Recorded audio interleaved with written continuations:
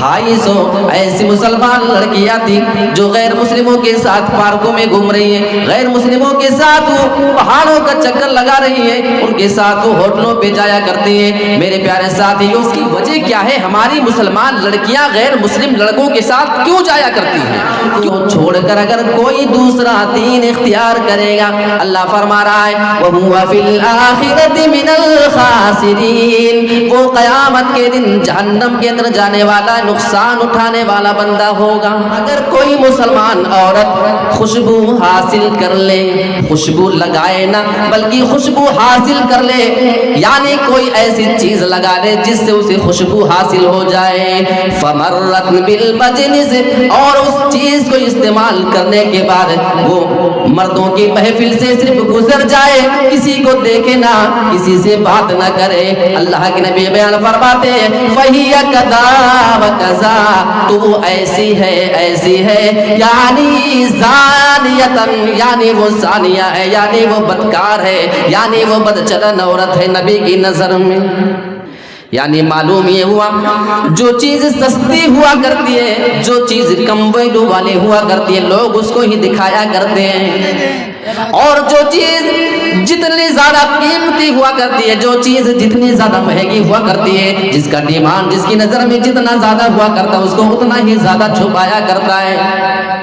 اے میری پیاری ماں بہنوں، اگر آج کی بات سے کبھی بھی تمہارے ذہن میں یہ سوال پیدا ہو کہ ہماری شریعت نے، اللہ نے اور جناب محمد رسول اللہ نے ہمیں اتنا زیادہ پردے کا حکم کیوں دیا ہے، اس کا جواب یہ ہے کہ جناب محمد رسول اللہ کی نظر میں تم سستی نہیں ہو، دکھایا اس چیز کو جاتا ہے جو سب سے زیادہ سستی ہوا کرتی ہے، تم تو نبی کی نظر میں، اللہ کی نظر میں سونے چاندی اور ہیرے جواہرات سے بھی زیادہ قیمتی ہو۔ ان الحمد للہ نحمده ونستعینه ونستغفره ونعوذ باللہ من شرور انفسنا ومن سیئات اعمالنا، من يهده الله فلا مضل له ومن يضلله فلا هادي له، وأشهد أن لا إله إلا الله وحده لا شريك له، وأشهد أن محمدًا عبده ورسوله، يا أيها الذين آمنوا اتقوا الله حق تقاته ولا تموتن إلا وأنتم مسلمون، يا أيها الناس اتقوا ربكم الذي خلقكم من نفس واحدة وخلق منها زوجها وبث منهما رجالا كثيرا ونساء، واتقوا الله الذي تساءلون به والأرحام، إن الله كان عليكم رقيبا، يا أيها الذين آمنوا اتقوا الله وقولوا قولا سديدا يصلح لكم أعمالكم ويغفر لكم ذنوبكم، ومن يطع الله ورسوله فقد فاز فوزا عظيما، أما بعد فإن خير الحديث كتاب الله، وخير الهدي هدي محمد صلى الله عليه وسلم، وشر الأمور محدثاتها، وكل محدثة بدعة، وكل بدعة ضلالة، وكل ضلالة في النار۔ أعوذ بالله من الشيطان الرجيم، بسم الله الرحمن الرحيم، إن الذين كفروا وماتوا وهم كفار فلن يقبل من أحدهم ملء الأرض ذهبا ولو افتدى به، رب اشرح لي صدري ويسر لي أمري واحلل عقدة من لساني يفقهوا قولي، اللهم رب زدني علما، آمین۔ محترم و موقر صدر مجلس، نہایت ہی خوبصورتی کے ساتھ اس اجلاس کی نظامت سنبھال رہے محترم ناظم جلسہ، اسٹیج پر تشریف فرما نہایت ہی محترم و موقر علماء کرام، نیما منیہاری اور اس کے قرب و جوار سے تشریف لائے ہوئے نہایت ہی محترم سامعین کرام،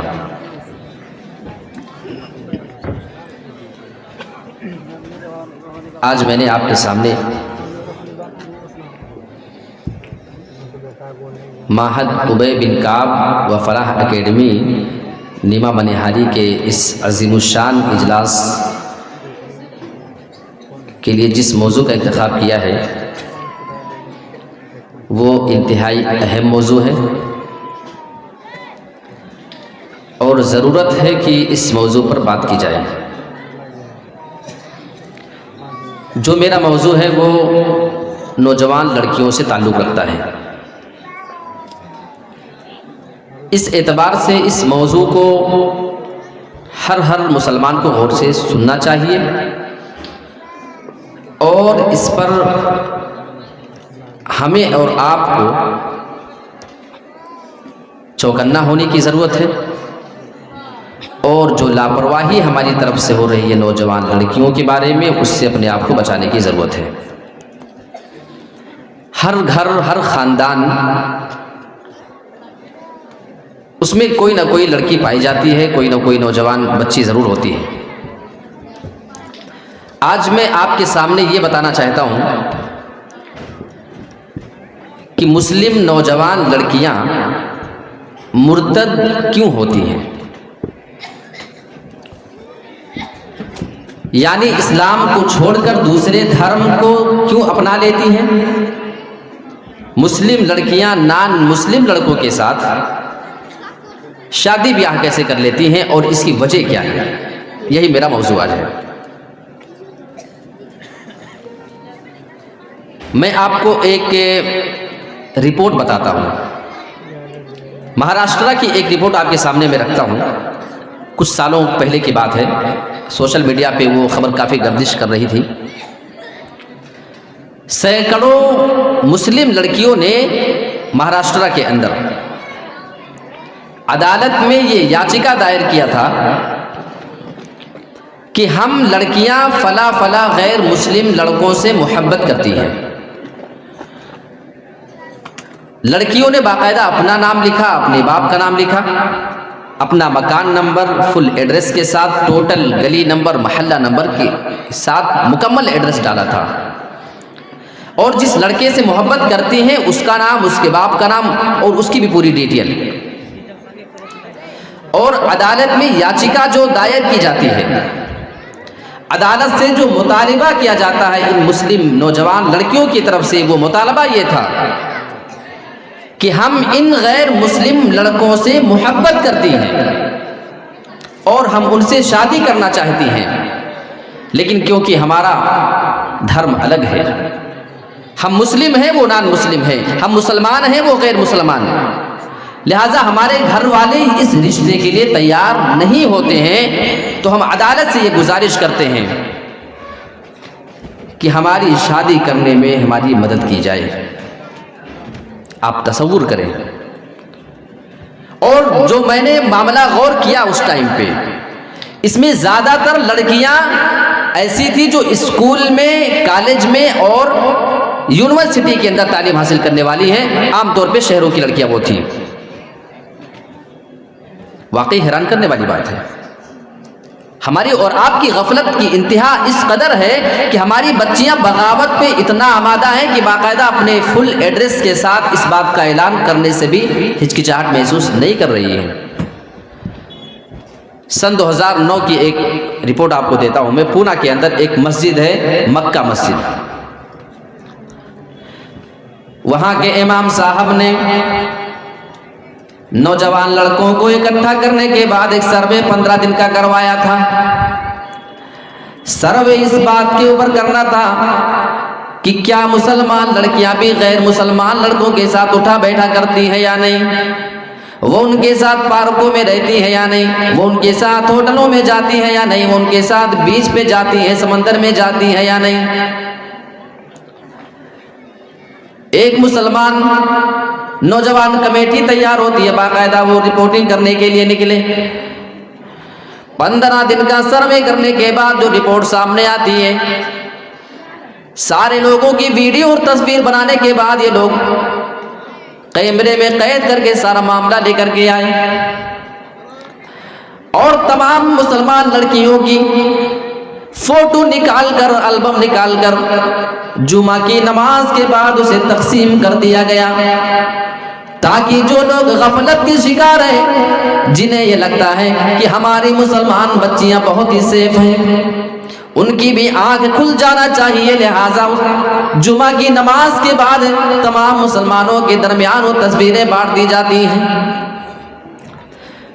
اس میں لوگوں نے دیکھا کہ 250 ایسی مسلمان لڑکیاں تھیں، 250 ایسی مسلمان لڑکیاں تھیں جو غیر مسلموں کے ساتھ پارکوں میں گھوم رہی ہیں، غیر مسلموں کے ساتھ وہ پہاڑوں کا چکر لگا رہی ہیں، ان کے ساتھ وہ ہوٹلوں پہ جایا کرتی ہیں. میرے پیارے ساتھیوں، جب لوگوں نے تصویر دیکھا تو پریشان ہو جاتے ہیں.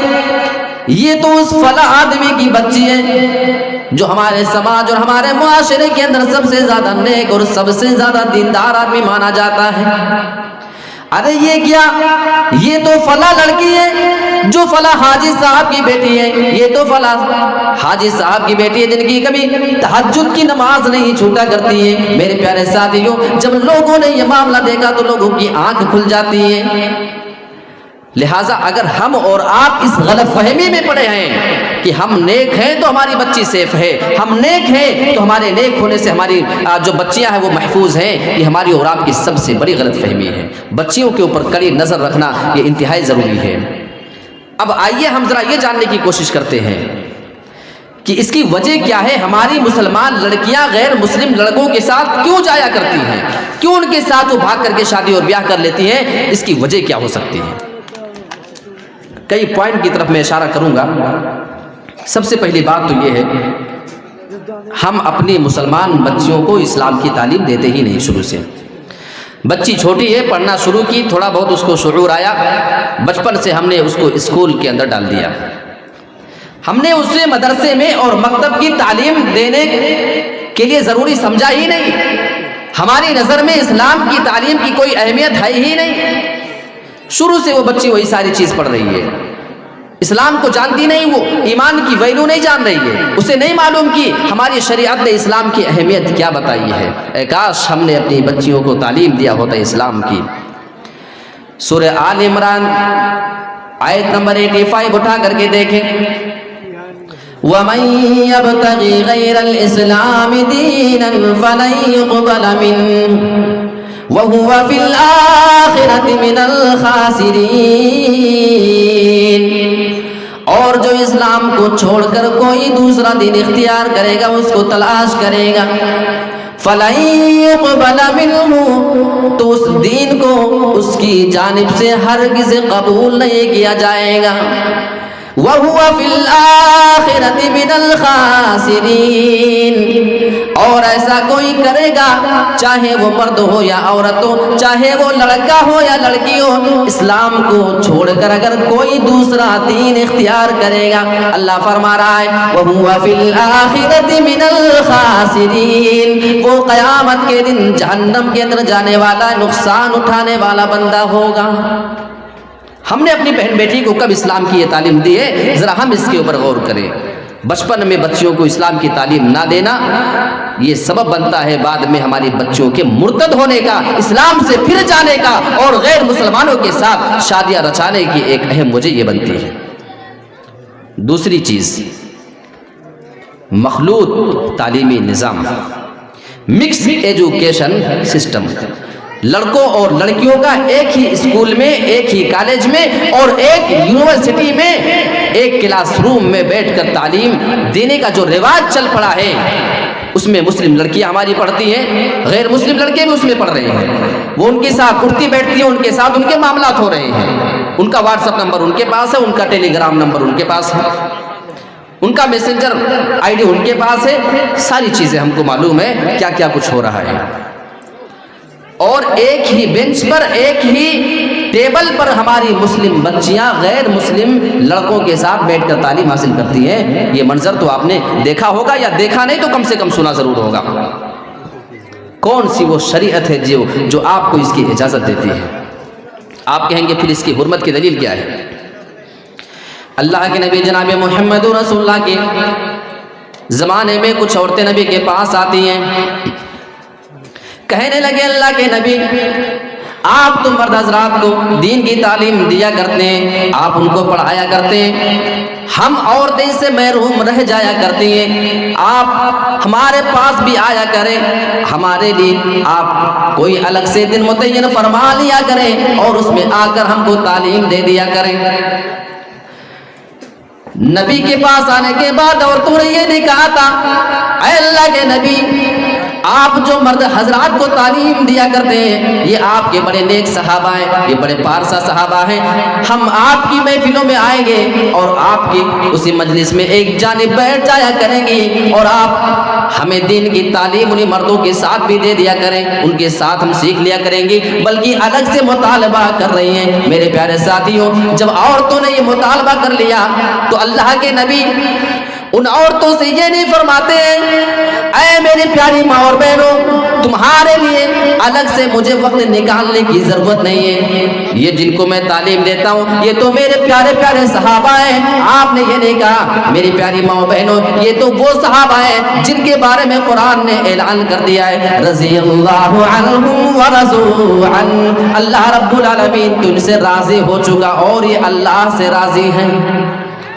صحابہ کا مقام اتنا زیادہ بلند ہے، قرآن مجید کی آیت اٹھائیے اللہ رب العالمین نے صحابہ کے ایمان کو معیار قرار دیا ہے فَإِنْ آمَنُوا بِمِثْلِ مَا آمَنْتُمْ فَقَدِ اهْتَدَوْا، اے میرے نبی کے صحابہ تمہارا ایمان تو اتنا زیادہ مضبوط ہے، تمہارا ایمان اتنا زیادہ پختہ ہے، اگر یہ سارے لوگ تمہارے ایمان کی طریقے سے ایمان لے آئے فَقَدِ اهْتَدَوْا، قرآن میں اللہ گارنٹی دیتا ہے اگر تمہاری دوسرے لوگ بھی ایمان لے آئے تو یہ ہدایت یاب ہو جائیں گے، یہ سیدھے راستے پہ آ جائیں گے۔ وہ نبی کے صحابہ جو ایمان میں اتنے زیادہ مضبوط ہیں، اللہ کے نبی معلم ہوا کرتے تھے، مدرس ہوا کرتے تھے، آپ ٹیچر ہوا کرتے تھے، نبی کے صحابہ پیارے پیارے اسٹوڈنٹ ہیں، آپ نے عورتوں سے یہ نہیں کہا میری پیاری ماں بہنوں جب میں اپنے ان پیارے پیارے اور نیک صحابہ کو علم دیا کروں تو تم بھی آ کر کے ان کی مجلسوں میں سیکھا کرو، بلکہ اللہ کے نبی ان کے لیے الگ سے دن متعین فرماتے ہیں۔ لہٰذا یہ بات ثابت ہو رہی ہے کہ ایک ہی کلاس روم میں اور ایک ہی ٹیبل پہ ہماری نوجوان مسلمان لڑکیاں جو غیر مسلمانوں کے ساتھ بیٹھا کرتی ہیں، ان کے ساتھ علم حاصل کیا کرتی ہیں، یہ بالکل حرام چیز ہے۔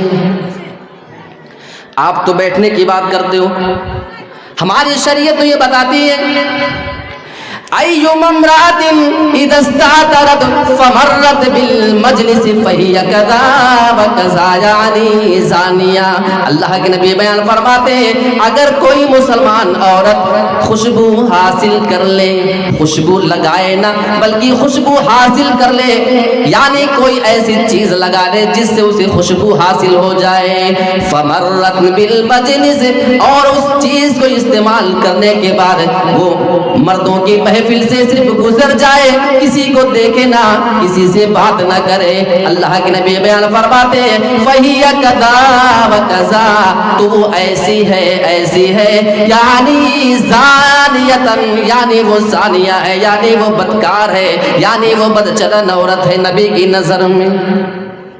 صرف گزرنے والی بدچلن ہے، زانیہ ہے اور بدکار عورت ہے، تو ایک ٹیبل اور بینچ پہ بیٹھ کر تعلیم حاصل کرنے والی لڑکی کون ہے؟ اس کا فیصلہ میں آپ کے حوالے کرتا ہوں، آپ خود اس کا فیصلہ کر لیں۔ اچھا نقصان کیا ہوتا ہے جب ہماری ماں بہن بیٹیاں ایک ہی اسکول میں جس میں غیر مسلم اور ہماری مسلم بچیاں سب ایک ساتھ علم حاصل کرتی ہیں؟ اس کا سب سے بڑا نقصان یہ ہوتا ہے ایک دوسرے کے تیوہاروں کو آپس میں وہ مل کر کے سیلیبریٹ کیا کرتے ہیں، وہ ہمارے عید میں ہم کو مبارکبادی دیا کرتے ہیں اور ہم ان کے دسہرہ میں، ان کے دیوالی کے موقع پہ اور ان کے تمام ایسے تیوہاروں پہ ان کو مبارکبادی دیا کرتے ہیں۔ وہ آپ کے یہاں کا شیرینی کھایا کرتے ہیں، اور وہ مسلمان لڑکے اور لڑکیاں جو غیر مسلمان کلچر میں رہ رہے ہیں ان کے ساتھ رہتے رہتے ان کے پرساد بھی کھاتے ہیں، اور ان کے میلے ٹھولوں میں بھی وہ جایا کرتے ہیں، اور ان کی عبادت گاہوں تک کے قریب جایا کرتے ہیں۔ میرے پیارے ساتھیوں، جب انسان کسی معاشرے میں برابر رہ جاتا ہے تو اس چیز کو وہ برا نہیں سمجھتا ہے، وہ جو بہت زیادہ بری چیز تھی دیکھتے دیکھتے اس آدمی کو اس کی عادت ہو جاتی ہے۔ لہٰذا ہماری مسلمان نوجوان لڑکیاں بچپن سے اسی چیز میں ڈھل جاتی ہیں، اور اگر کسی بہروپیے کے بہکاوے میں آ جائے، کسی نان مسلم کسی غیر مسلم لڑکے کے بہکاوے میں آ جاتی ہے، میرے پیارے ساتھیوں، پھر وہ اسلام سے پھر جانے میں کوئی ہچکچاہٹ محسوس ہی نہیں کرتی ہیں، کیونکہ انہوں نے تو اسلام کو اور غیر اسلام کو دونوں کو ایک ہی خانے میں رکھ دیا ہوتا ہے۔ تو یہ وجہ بنتی ہے مکس ایجوکیشن سسٹم کی وجہ سے ہماری مسلمان لڑکیاں کبھی کبھی دین سے پھر بھی جایا کرتی ہیں۔ آپ کو آج کل جو ایکسٹرا ماڈرن زمانہ ہے، اس ٹائم میں ایک دوسرے کے ساتھ اٹھنے بیٹھنے کی بات کو چھوڑے۔ اچھا، ہماری بہن بیٹی جب کسی کے پاس بیٹھے گی تو اس سے بات بھی کرے گی، اس کے ساتھ اس کے کچھ تعلقات بھی ہوں گے، ظاہر سی بات ہے، آپ اس سے انکار تو نہیں کر سکتے، اور کس انداز میں بات ہوتی ہے وہ آپ سب کو معلوم ہے۔ Please help me, excuse me, ذرا آپ مجھے جگہ دے سکتے ہیں، ذرا آپ میری ہیلپ کر سکتے ہیں، کیا میں آپ کے روم پہ کبھی آ سکتی ہوں، کیا آپ آ کے ہمارے گھر پہ ہماری مدد، یہ ساری چیزیں ہو رہی ہیں، یہ کوئی کہنے سننے کی بات صرف نہیں ہے۔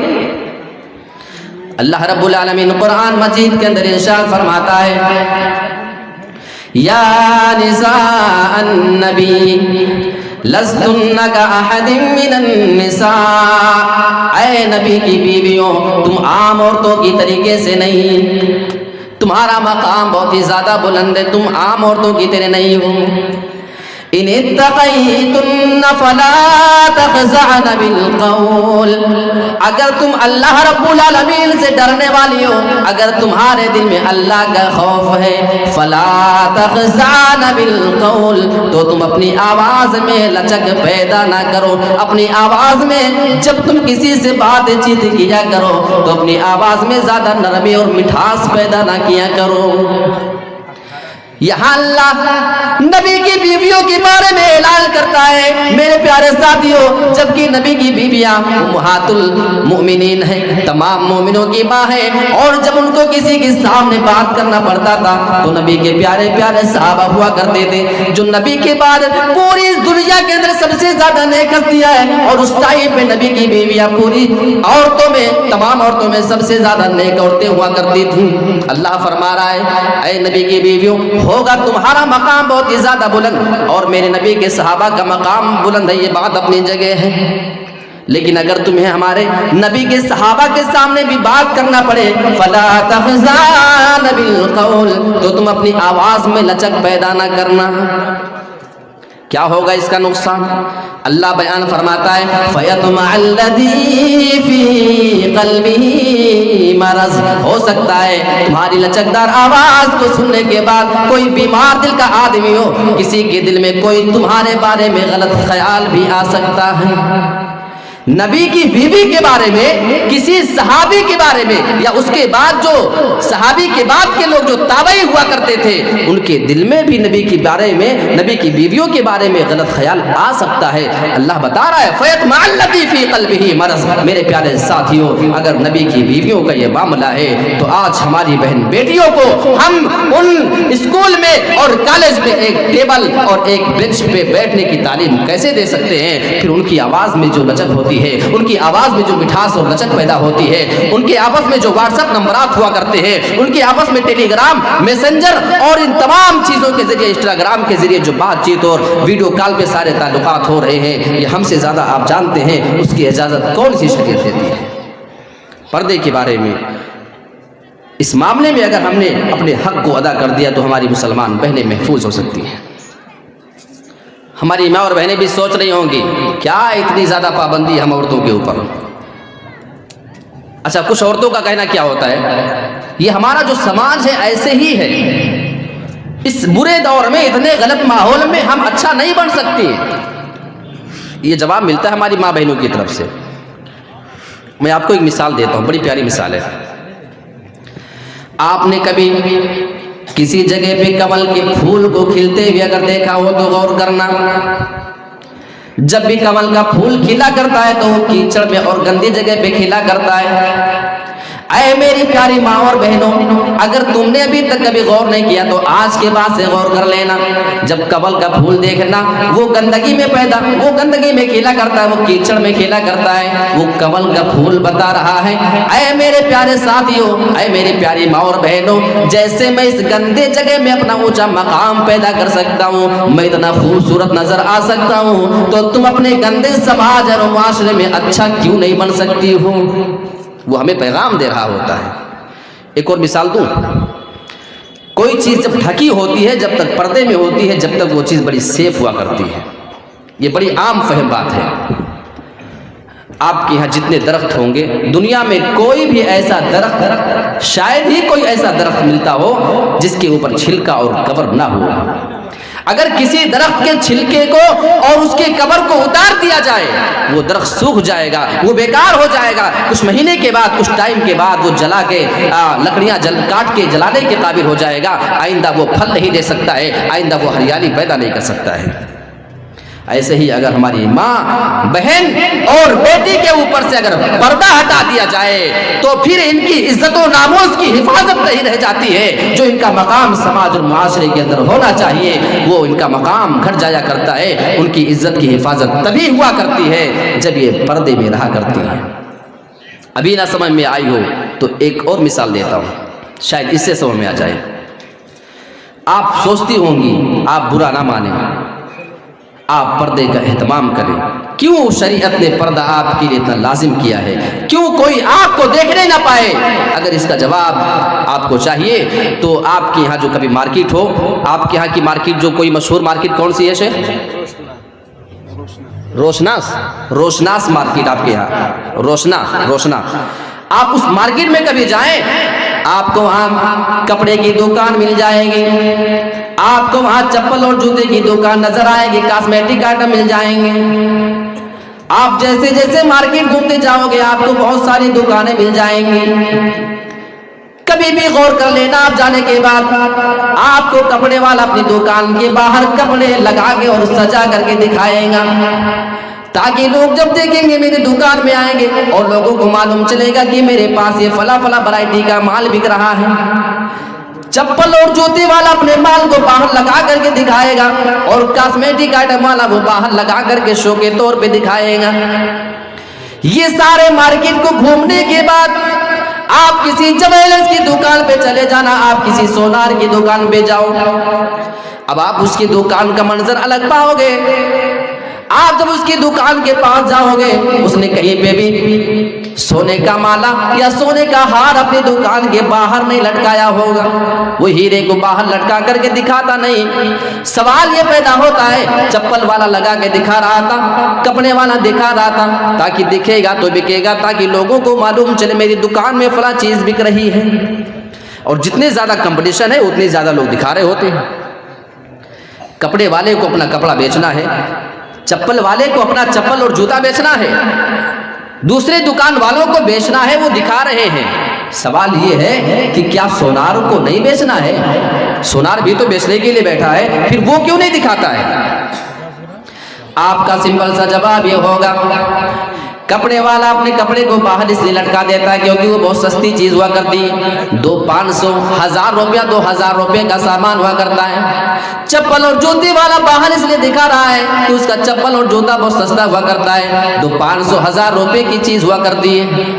और ऐसे तमाम दुकान वाले अपने सामान को दिखाते हैं क्योंकि वो बहुत ही ज्यादा सस्ती और लो क्वालिटी की चीज हुआ करती है।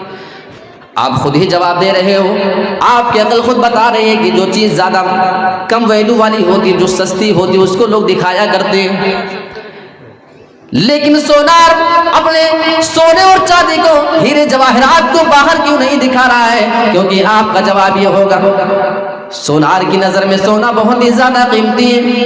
अगर वो दुकान के बाहर लाके लटका देगा, किसी चोर उचक्के की नजर पड़ेगी, वो उसको लेके फरार हो जाएगा। हीरे जवाहर को बाहर लगा देगा उसके दुकान में, फिर चोरी हो जाएगी, लोग उसको लेके फरार हो जाएंगे। وہ اندر اس لیے چھپا کر کے رکھا ہے کیونکہ سونا اور چاندی ہیرا جواہر اس کی نظر میں قیمتی چیز ہے. یعنی معلوم یہ ہوا جو چیز سستی ہوا کرتی ہے، جو چیز کم ویلو والی ہوا کرتی ہے، لوگ اس کو ہی دکھایا کرتے ہیں، اور جو چیز جتنی زیادہ قیمتی ہوا کرتی ہے، جو چیز جتنی زیادہ مہنگی ہوا کرتی ہے، جس کا ڈیمانڈ جس کی نظر میں جتنا زیادہ ہوا کرتا ہے، اس کو اتنا ہی زیادہ چھپایا کرتا ہے.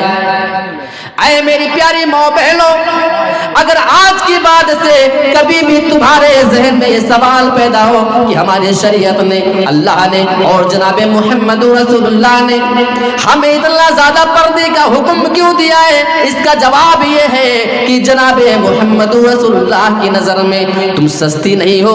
دکھایا اس چیز کو جاتا ہے جو سب سے زیادہ سستی ہوا کرتی ہے. تم تو نبی کی نظر میں، اللہ کی نظر میں سونے چاندی اور ہیرے جواہرات سے بھی زیادہ قیمتی ہو. پھر بھی انسان سونا دیکھ لیا کرتا ہے. سونے کا ہار آپ دکان پہ جاؤ گے، وہ باہر تو لٹکا کر کے نہیں دکھاتا ہے، لیکن آپ جب اندر جاؤ گے آپ سونے کا ہار مانگو گے، وہ 10 لاکھ کا کیوں نہ ہو، مجبور وہ آدمی ہوتا ہے، وہ آپ کے ہاتھ میں لا کے دیتا ہی دیتا ہے. ہیرا کروڑوں کا لائے، وہ آپ کی دکان جس میں آپ انٹری کر جائیں گے، آپ اسے مانگیں گے، وہ اندر سے لوگ کھول کے لائے گا، آپ کو دکھائے گا. ہے قیمتی لیکن مجبور ہے دکھانے پہ. اور ہماری شریعت میں اللہ رب العالمین نے ہماری ماں بہنوں کی عزت کا اتنا زیادہ خیال رکھا ہے. اللہ بیان فرماتا ہے قرآن مجید کے اندر، وَقُلْ لِلْمُؤْمِنَاتِ يَغْضُضْنَ مِنْ أَبْصَارِهِنَّ، اے میرے نبی آپ ان مومنہ عورتوں سے فرما دیجئے یہ اپنی نظر کی حفاظت کیا کریں، اپنی نظروں کو جھکا کر کے چلا کریں. وَيَحْفَظْنَ فُرُوجَهُنَّ، اور یہ اپنی شرمگاہ کی بھی حفاظت کیا کریں. وَلَا يُبْدِينَ زِينَتَهُنَّ إِلَّا مَا ظَهَرَ مِنْهَا، اور یہ اپنے زیب و زینت کا اظہار نہ کریں، اپنے بناؤ سنگار کا یہ اظہار نہ کیا کریں. شریعت نے آپ کا مقام جو رکھا ہے آپ اسے پہچاننے کی کوشش کریں. تو میں دوسرا جو پوائنٹ آپ کے سامنے رکھنا چاہتا تھا، جو بے پردگی ہوتی ہے، جو مخلوط تعلیم ہوتی ہے، وہ جو سسٹم ہمارے یہاں چل رہا ہوتا ہے، اس کی وجہ سے کبھی کبھی مسلمان لڑکیاں غیر مسلموں کے جھانسے میں آ جاتی ہیں اور اس وجہ سے اپنے دین کو بدل دیا کرتی ہیں. ایک تیسری چیز بتاتا ہوں، وہ نوجوانوں آپ کے لیے ہے. بسا اوقات آپ دیکھتے ہیں ایک سماج میں مسلم غیر مسلم ایک ساتھ رہتے ہیں، نوجوانی کی عمر میں دوستی ہے آپس میں، غیر مسلموں کے ساتھ بہت ہی زیادہ یارانہ کبھی کبھی ہو جاتا ہے. سماج میں رہنے کے ناطے، گاؤں میں رہنے کے ناطے اٹھنا بیٹھنا میں اس سے منع نہیں کرتا ہوں، انسانیت کے ناطے تعلقات رکھیں، یہ اچھی بات ہے، لیکن یہ تعلق اتنا گہرا نہ ہو جائے کہ وہ نان مسلم آپ کے گھر میں انٹری کر سکتا ہو، آپ کی بہن بیٹی کے روم میں بھی جا سکتا ہو، وہ آپ کے کچن اور آپ کے ہال میں بھی جا کے انٹری کر سکتا ہو. اتنا گھلنے ملنے کی اجازت معاف کریں ہماری شریعت آپ کو نہیں دیتی ہے. بسا اوقات یہ دیکھا جاتا ہے کہ لڑکا اگر ممبئی چلا گیا، بنگلور چلا گیا، دلی، گجرات، کلکتہ کہیں بھی کمانے کے لیے گیا، آپ کے یہاں کا لڑکا ہے منیہاری کا، نیما کا، اور اس کی بہن کو جانا ہے مارکیٹ. گھر میں بائک تو ہے لیکن ڈرائیو کر کے لے کے جانے والا کوئی نہیں ہے. اب کیا ہوگا معلوم ہے؟ یہ لڑکا اپنے اس غیر مسلم لڑکے کو کال کرتا ہے جو اس کے گاؤں کا ہے، بھائی میری بہن کو مارکیٹ جانا ہے اور لے کے جانے والا کوئی نہیں ہے، ذرا گھر کی بائک لو، بہن کو بٹھاؤ اور مارکیٹ کرا کے گھر پہ لا کے چھوڑ دو. ایسا ہو رہا ہے کہ نہیں ہو رہا؟ آپ کے یہاں ہوتا ہے کہ نہیں؟ بھائی بولا کریں، ہوتا ہے نا؟ جی ہاں، تھوڑا بہت ہی صحیح، اگر ایک گھر میں بھی ہو رہا ہے تو اس پہ بھی ہمیں روک لگانے کی ضرورت ہے اور سمجھنے کی ضرورت ہے. آپ نے صرف اتنا کیا ہے، اپنی بہن بیٹی کو کسی کے پاس لا کے رکھ دو، بس باقی کا کام شیطان کر لے گا. آؤ قرآن مجید اٹھاتے ہیں. سورۃ الحجر کے اندر اللہ رب العالمین نے ابلیس کی ایک بات کا ذکر کیا ہے، بڑی خطرناک اس کی بات تھی. قال رب فبما اغويتني لأزينن لهم في الارض ولأغوينهم اجمعين. اللہ ابلیس کی بات بیان کر رہا ہے. ابلیس اپنے رب کے سامنے کہہ رہا ہے، اے میرے رب تو نے مجھے گمراہ کر دیا تھا، یعنی وہ جو جنت سے نکل رہا تھا ہمیشہ کے لیے وہ جو جہنمی ہو گیا. یہ الزام وہ اپنے رب کے اوپر لگا رہا ہے، اے میرے رب تو نے مجھے گمراہ کر دیا ہے. یہ ابلیس اتنا زیادہ مردود ہے کہ اس نے اپنے رب کے اوپر بھی الزام لگانے سے باز نہ آیا، رب کے اوپر الزام لگا دیا۔ اور اس کی بات ذرا دیکھو، وہ یہ الزام لگانے کے بعد آگے کیا کہہ رہا ہے؟ لَوْزَيِّنَنَّ لَهُمْ فِي الْأَرْضِ، اے میرے رب تو اس انسان کی وجہ سے مجھے دنیا میں بھیج رہا ہے، مجھے جنت سے نکال رہا ہے، مجھے ہمیشہ کے لیے تو جہنمی بنا رہا ہے۔ اے میرے رب تو سن لے، میں تیرے سامنے یہ وعدہ لیتا ہوں، میں جب زمین کے اندر جاؤں گا میں تیرے بندوں کے لیے دنیا میں گناہوں کو اتنا زیادہ مزین کر دوں گا، اتنا زیادہ پناہ سوار کر کے پیش کر دوں گا کہ گناہ انہیں گناہ نظر ہی نہ آئے گا۔ اب آپ ایمانداری کے ساتھ بتائیں، ہماری نوجوان بہن بیٹیاں کسی بھی نوجوان لڑکے کے ساتھ بائک پہ بیٹھ کر کے گھومیں، اب چاہے ان کے ماما زاد لڑکے، پھوپھی زاد ہو، خالہ زاد ہو، چچا زاد، جتنے بھی یہ زاد والے رشتے ہوا کرتے ہیں، کزن والے رشتے، یہ رشتے آپس میں حرام، یہ ان کے محرم نہیں، ان کے ساتھ وہ بائک پہ آیا جایا کرتی ہیں۔ آج تو ہماری نظر میں اس میں کوئی عیب بھی نہیں سمجھا جاتا ہے۔ میرے پیارے ساتھیو، اسی بات کو ابلیس نے کہا تھا، لَوْزَيِّنَنَّ لَهُمْ فِي الْأَرْضِ، جب تو مجھے زمین میں بھیجے گا میں زمین میں تیرے بندوں کے پاس جاؤں گا اور تمام گناہوں کو ان کے سامنے بنا سنوار کر کے پیش کر دوں گا۔ کتنے ایسے گھر ہیں جو اپنی بہن اپنی بیٹی کو اس کے خالہ کے لڑکے کے ساتھ جانے سے روکتے ہوں، اس کی پھوپھی زاد بھائی کے ساتھ جانے سے روکتے ہوں، اس کے ماموں زاد لڑکے، اس کے چچا زاد بھائی کے ساتھ بائک پہ بیٹھ کے آنے جانے اور مارکیٹنگ کرنے سے کتنے لوگ روک رہے ہیں۔ اگر روکتے ہیں تو اچھی بات، نہیں روکتے ہیں تو اس پہ غور کرنے کی ضرورت ہے۔ اور جو بھائی نے بسا اوقات کبھی اپنے غیر مسلم دوست کو کال کر دیا ہے، ہماری بہن کو گاڑی پہ بٹھاؤ اور لے کر کے مارکیٹ کرا کے لانا، میرے پیارے ساتھیوں، ابلیس صاحب کی بہن بیٹی کے دماغ میں اتنا خرافات ڈال دے گا، اس چیز کو ایسا بنا سوار کر کے وہ پیش کر دے گا، بس آپ اس کے ساتھ اپنی بہن کو بھیجیں، باقی کا کام ابلیس کر لیتا ہے۔ میرے پیارے ساتھیوں، جب ایک لڑکا لڑکی ہو تو بیچ میں تیسرا شیطان ہوتا ہے، وہ اپنا کام اچھی طریقے سے کرتا ہے، بات چیت کرتے کرتے رہتے رہتے ایک دوسرے کو سنتے سمجھتے آپس میں کبھی کبھی محبت بھی ہو جاتی ہے۔ اور ایسے کتنے واقعات سننے میں آئے ہیں کہ اس بنا پہ وہ لڑکی اس مسلمان گھرانے کی لڑکی غیر مسلم لڑکی کے ساتھ فرار ہو جاتی ہے اور اس کے ساتھ جا کر کے وہ شادی بیاہ کر لیتی ہے۔ اس کے بعد گھر والوں کو احساس ہوتا ہے کہ یہ ہم نے کتنی بڑی غلطی کر دی ہے، اس وقت بہت دیر ہو چکی ہوتی ہے۔ تو یہ ایک پوائنٹ ہو گیا، غیر مسلموں کے ساتھ بہت زیادہ یارانہ یہ نقصان دہ ہے، یہ تیسرا پوائنٹ ہوا۔ چوتھی چیز بتاؤں،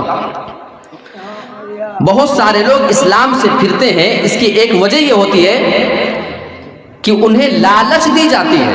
آپ سنیں کہ ایک گاؤں میں پورا گھرانہ ہی، پورا خاندان، وہ جو مسلم تھا وہ نان مسلم ہو گیا، اس نے اپنا دھرم بدل لیا، وہ ہندو بن گیا، وہ جینی بن گیا، وہ بدھسٹ بن گیا، وہ سکھ بن گیا، عیسائی بن گیا، وہ یہودی بن گیا، کسی بھی دھرم کے اندر چلا جاتا ہے۔ یہ خبر سننے میں آتی ہے۔ اس کی وجہ یہ ہے نا کہ ہم نے لوگوں کو ایمان کی اہمیت نہیں بتائی ہے، ایمان کی ویلیو اگر بتائی ہوتی۔ آؤ سورہ آل عمران آیت نمبر 91 اٹھا کر کے دیکھتے، 91 نمبر کی آیت۔ ان الذین ماتوا وهم کفار فلن يقبل من احدهم ملء الارض ذهبا ولو افتدى به۔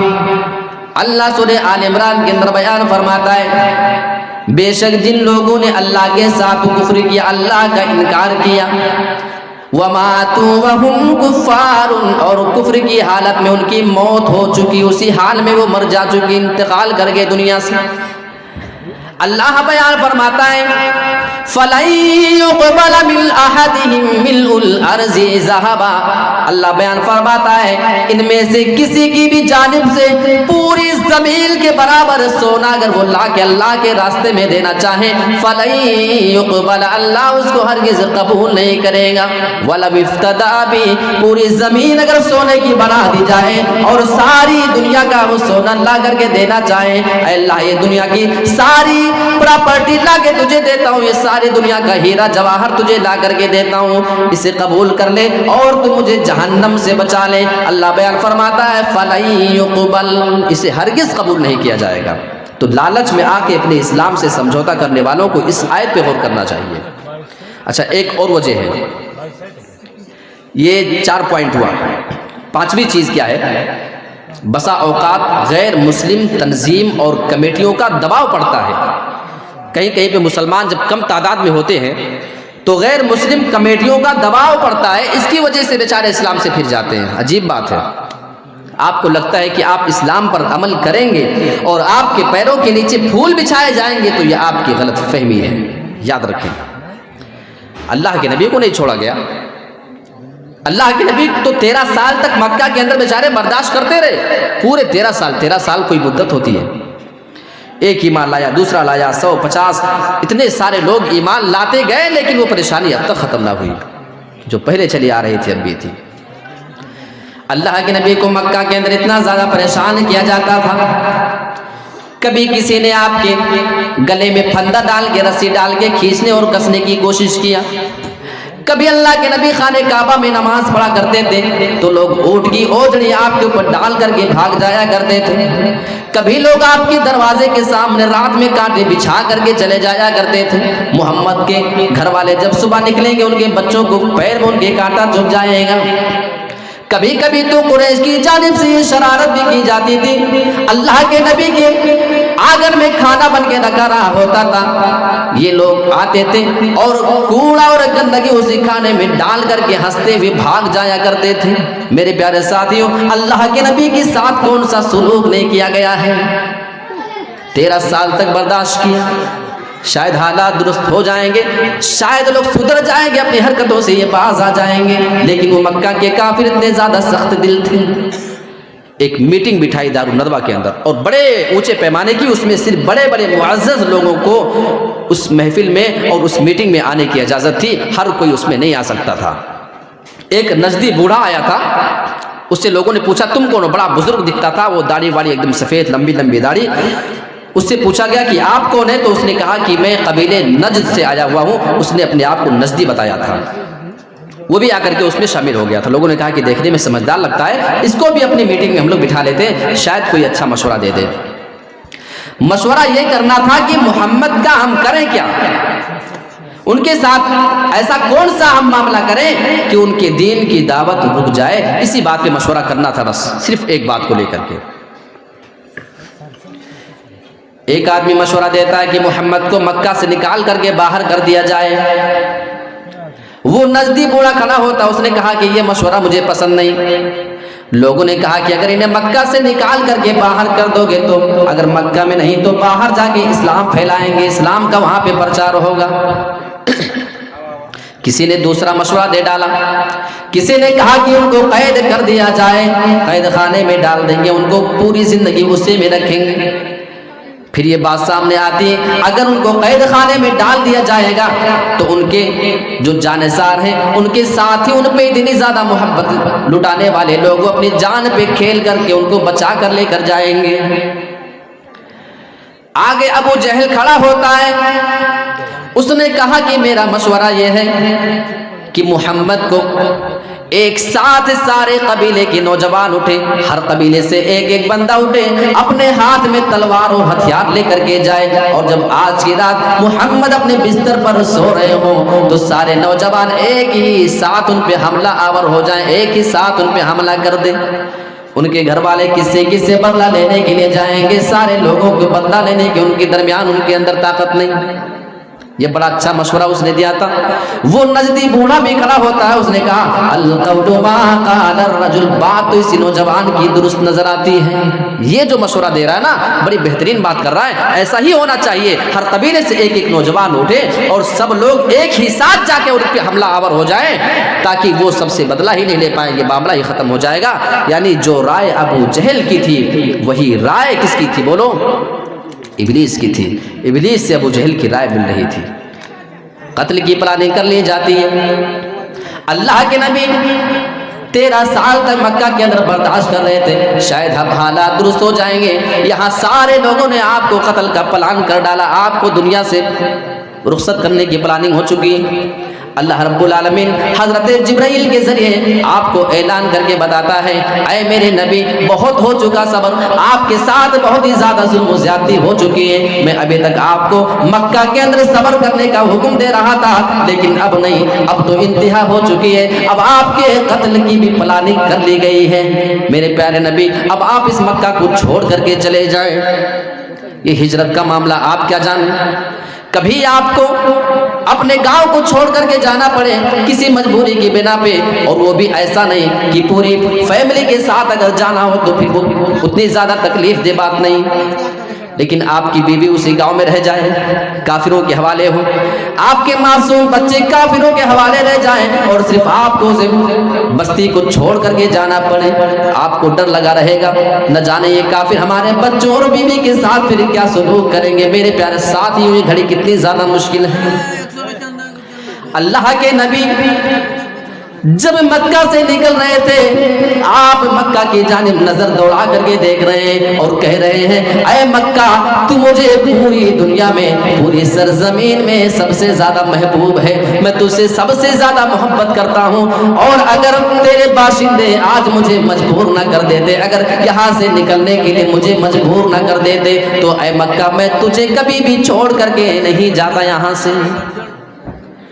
तो कुछ लोग बेचारे गैर मुस्लिम तंजीमों और उनकी जो तंजीम होती है उसके दबाव में आकर बेचारे कुछ लोग इस्लाम से फिर जाया करते हैं। उन्हें लगता है कि इस्लाम पर अमल करना इतना आसान है कि हम जब इस्लाम पे चलेंगे तो हमारे कदमों के नीचे फूल बिछाए जाएंगे। तो ये आपकी गलतफहमी है। सहाबा को हिजरत करना पड़ा मदीना, क्यों? कभी हबशा की तरफ तो कभी मदीना की तरफ तो कभी कहीं कुछ। ये सारे मामलात हमें बताते हैं कि इस्लाम पे आप अमल करेंगे तो मुश्किल आपके सामने आएगी। ये एक वजह हो गई। 5 एक और है, मुझे बताता हूँ। जो सेलिब्रिटीज, हीरो हीरोइन, ये एक्टर्स और एक्टर, ये सारे लोग जो होते हैं, इनकी आपस की जो शादियां होती है ना, इसकी वजह से हमारी मुसलमान नौजवान बहनें कभी कभी इस्लाम से फिर जाती हैं। वो कैसे? आजकल मुसलमान लड़कियों को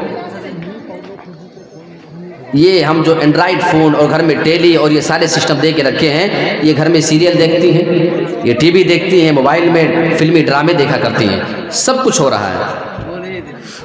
इसमें कुछ कभी कभी किरदार ऐसा भी दिखाया जाता है कि लड़की मुस्लिम है और लड़का है नॉन मुस्लिम, दोनों की आपस में मोहब्बत हो जाती है। ये लड़की और लड़का दोनों जिनका धर्म अलग है शादी करना चाहते हैं, लेकिन मुस्लिम लड़की है इसलिए इसके घर वाले शादी होने देना नहीं चाहते हैं। वो फिल्मी ड्रामे देखते देखते हमारी नौजवान बेटी बेचारी इतनी ज़्यादा उसकी आशिक है, वो देखते देखते अपनी आंखों से आंसू पोंछ रही है। अरे ये क्या बात हुई? अगर धर्म अलग है तो कम से कम उनकी मोहब्बत तो सच्ची, यानी उसका दिल ये बता रहा है उस लड़की को उसका प्यार मिल जाना चाहिए, बीच में धर्म आड़े नहीं आना चाहिए। मेरे प्यारे साथी, उसकी आंखों से आंसू गिर रहे हैं। और जब ये सारे ड्रामे जो फिल्मों में दिखाए जाते हैं, जो उसमें कैरेक्टर दिखाया जाता है, आप जब इन सेलिब्रिटीज की रियल लाइफ उठा करके देखेंगे, उनकी जिंदगी में उठा करके देखेंगे, जो फिल्मों में दिखाते वही उनकी जिंदगी में भी हो रहा है। हीरो है मुस्लिम, गैर मुस्लिम हीरोइन से वो शादी कर लेता है, या इसका उल्टा कभी कभी हीरोइन मुस्लिम है, गैर मुसलमान हीरो से शादी कर लेती है। यानी जो फिल्मों में लड़की देख रही है उसी को अपना आइडियल मानती है, उसी को अपना नमूना बना रही है, उसी के फैशन को वो फॉलो किया करती है। जो फिल्मी ड्रामे में दिखाया जाता है, कहीं ना कहीं उनकी रियल लाइफ के अंदर भी वही चीज़ दिखाई जाती है, वही चीज़ पेश आती है। लिहाजा ये मुसलमान लड़की उन्हीं चीजों को देखने की वजह से इतनी ज्यादा आदी हो जाया करती है, इतनी ज्यादा उसकी आदत हो जाती है कि अगर कभी इसका मामला भी किसी गैर मुसलमान लड़के के साथ हो जाए और वो बहरूपी अगर कहीं अपने मोहब्बत के जाल में फंसाने में कामयाब हो जाता है, तो हमारी मुसलमान नौजवान लड़की उसके साथ फिर भागने में भी शर्म महसूस नहीं करती है। और हमारी गैरत जरा देखो मेरे प्यारे साथियों, मैं एक ऐसी लड़की को जानता हूँ जो मुसलमान घराने से थी, काफ़ी ज़्यादा खूबसूरत थी। वो लेबर मजदूरी किया करती थी, यानी मिस्त्री लोग जो घर बनाया करते हैं वो गैर मुस्लिम लोग बनाते थे, उनके साथ ये मुसलमान घर वाले अपनी बेटी को भी लगा दिया करते थे काम के लिए, क्योंकि गुर्बत होती है, 100, 200, 500 रुपया पाती है, कमा रही है बच्ची, घर चल रहा है। थोड़े दिनों के बाद उसी मिस्त्री से मोहब्बत हो जाती है जो काम करने वाला कोई आदमी था, और उसी के साथ वो फरार हो जाती है। ताज्जुब की बात सिर्फ यहाँ तक नहीं है कि उसके साथ वो फरार हो गई, जो सबसे ज्यादा हैरत वाली बात है वो बात ये है कि आज भी وہ لڑکی جو اپنا دین بدل چکی ہے، وہ اسلام کو چھوڑ کر کے غیر اسلام کے اندر جا چکی ہے، وہ اپنے دین کو بدل چکی ہے، میرے پیارے ساتھیوں ہونا تو یہ چاہیے تھا کہ اس کے ماں باپ ہمیشہ کے لیے اس لڑکی کا بائی کاٹ کر دیتے، لیکن آج میں اس لڑکی کو جانتا ہوں، اس لڑکی کے ماں باپ آج بھی تیوہاروں میں خوشی کے موقع میں اس لڑکی کے گھر پہ جایا کرتے ہیں جو غیر مسلم بن چکی ہے۔ میرے پیارے ساتھیوں یہ سارے معاملے ہمارے سامنے، اللہ کے نبی کی حدیث اٹھاؤ، بخاری، ابو داؤد، ترمذی، ابن ماجہ، یہ ساری حدیث کی کتابوں میں آپ کو حدیث مل جائے گی۔ اللہ کے نبی بیان فرماتے ہیں من بدل دینہ فاقتلوہ، اے لوگوں جو اپنا دین بدل ڈالے تم اس کی گردن اڑا دینا۔ وہ اللہ کے نبی کی نظر میں اتنی زیادہ حرام کام کرنے والی ہے کہ اس کو دنیا میں زندہ رہنے کا اختیار ہی حاصل نہیں رہتا ہے۔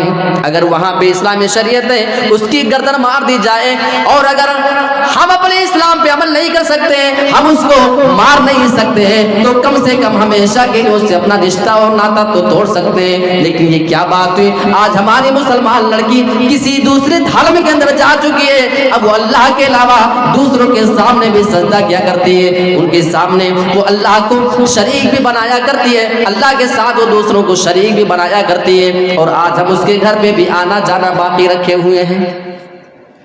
اللہ کے نبی جناب محمد رسول اللہ نے یہ حدیث بخاری مسلم کی ہے، ابو موسیٰ اشعری کو یمن کے ایک ملک ایک صوبے کا گورنر بنا کر کے بھیجا، تھوڑے دنوں کے بعد حضرت معاذ کو دوسرے صوبے کا گورنر بنا کر کے بھیج دیا۔ حضرت معاذ جب جا رہے تھے راستے میں ابو موسیٰ اشعری سے ملنا چاہ رہے تھے، سوچا کہ لاؤ وہیں پہ جا رہا ہوں، ہوتے ہوتے ان سے ملاقات کر کے ہم جا رہے ہیں۔ میں اس واقعے کے ذریعے آپ کو یہ بتانا چاہتا ہوں، صحابہ مرتد ہونے والے کو، اسلام سے پھرنے والے کو کتنی زیادہ ناپسندیدگی کی نظر سے دیکھا کرتے تھے۔ حضرت معاذ ان کے پاس جب پہنچتے ہیں، حضرت ابو موسیٰ اشعری نے ان کے لیے مہمان نوازی کے طور پہ تکیہ اور بستر لگا کر کے رکھا ہوا تھا آرام کرنے کے لیے۔ وہ سفر تو بڑا مشکل ہوا کرتا تھا نا، بیچارے بہت مشکل بھرا سفر کر کے آتے تھے، اور واقعی سفر میں مان گیا کہ السفر قطعۃ من النار۔ اللہ کے نبی صلی اللہ علیہ وسلم نے یہ بات 1450 سال پہلے بیان کی تھی، سفر جہنم کا ایک ٹکڑا ہے۔ آج میں نے محسوس کیا ہے، میں جب گھر سے آ رہا تھا ابھی 3 دن پہلے مجھے پیٹ میں درد ہوا کڈنی میں، تو جا کے چیک کرایا تو معلوم ہوا کہ 2 اسٹون ہے کڈنی میں، ابھی بھی وہ 3 دن کی بات ہے، اور اس حالت میں بہرحال ڈیٹ یہاں پہ دیا تھا تو کسی بھی حال میں پہنچنا تھا، بہرحال وہ میں نے ارادہ کیا اور آیا بھی۔ پورے راستے میرے پیٹ میں تقریباً درد رہا، رات میں درد ہے، تو میں اٹھ کر کے اللہ سے دعا کر رہا ہوں کہ اللہ سفر مسافر کی دعا تو قبول کرتا۔ بہرحال دوا کھا رہا ہوں، اور رات میں 2 ایمرجنسی انجیکشن ڈاکٹر نے دے دیا تھا کہ اس کو آپ یوز کر سکتے، اور جیسے ہی میں یہاں پہنچا ہوں تو ایک ڈاکٹر صاحب کو بلوا کے انجیکشن لیا ہوں، تب جا کے ابھی میں تھوڑا سا آرام میں ہوں۔ تو وہ اے-سی-او کا زمانہ ہے، اچھی ٹرین اور فلائٹوں کا زمانہ ہے، لیکن آج بھی السفر قطعۃ من النار، وہ اللہ کے نبی کا منظر جو حدیث ہے وہ بالکل ہو بہو ہمارے سامنے سچی نظر آتی ہے۔ تو حضرت ابو موسیٰ اشعری کے پاس حضرت معاذ آ رہے تھے تھکے مادے، ان کے پاس پہنچے تو آرام کرنے کے لیے ان کے لیے بستر تکیہ وغیرہ لگایا ہوا تھا۔ حضرت ابو موسیٰ اشعری ان سے درخواست کرتے ہیں، اے میرے بھائی تم سواری سے اتر جاؤ، کافی تھکے مادے معلوم ہوتے ہو، آؤ ذرا بستر پہ چل کر کے آرام کر لو۔ حضرت معاذ کی نظر تھوڑی دور پہ ایک آدمی پہ پڑتی ہے جس کو کھمبے سے باندھا گیا ہے، وہ آدمی کھمبے سے بندھا ہے۔ انہوں نے کہا کہ یہ آدمی کون ہے، پہلے آپ مجھے اس کا جواب دیں۔ ابو موسیٰ اشعری نے کہا یہ آدمی پہلے یہودی تھا، پھر یہ مسلمان ہو چکا، اور اب مسلمان ہونے کے بعد پھر اس آدمی نے ارتداد اختیار کر لیا ہے، پھر سے یہ یہودی بن چکا ہے۔ اچھا چلو ٹھیک ہے، آپ سواری سے اترے، چلو آرام کرو۔ حضرت معاذ جواب دیتے ہیں، اے میرے بھائی ابو موسیٰ اشعری، میں اس وقت تک اپنی سواری سے اتروں گا نہیں جب تک کہ آپ اس آدمی کے بارے میں قتل کا فیصلہ نہ کر دیں، یہی اللہ اور اس کے رسول کا فیصلہ ہے۔ 3 بار آپ نے اسی بات کو دہرایا، آخر ابو موسیٰ اشعری مجبور ہو جاتے ہیں، اس آدمی کے بارے میں قتل کا فیصلہ سنا دیا۔ تب حضرت معاذ اپنی سواری سے نیچے اتر کر کے آرام کرنے کے لیے گئے۔ یعنی ارتداد اتنا بڑا جرم ہے، جو آدمی اپنے دین کو بدل ڈالے اسے دنیا میں رہنے کا یہ حاصل نہیں ہے جو اسلام سے پھر جانے والا بندہ ہو۔ اور ہماری بہن بیٹیاں اسلام سے پھر جایا کرتی ہیں لیکن اس کے بعد بھی آج ان سے ہم اپنا تعلقات کو قائم رکھے ہوئے ہیں۔ تو یہ میں نے آپ کے سامنے ارتداد کی کچھ اہم وجہ بتانے کی کوشش کی ہے۔ ایک آخری بات شیخ، اگر دو تین منٹ ہو، ایک آخری پوائنٹ جو بہت اہم ہے، ہماری مسلمان لڑکیوں کا دیر سے شادی اور بیاہ ہونا، بسا اوقات اس کی وجہ سے مسلمان لڑکیاں مرتد ہو جاتی ہے، اسلام کو چھوڑ کر دوسرے دھرم کے اندر چلی جاتی ہے۔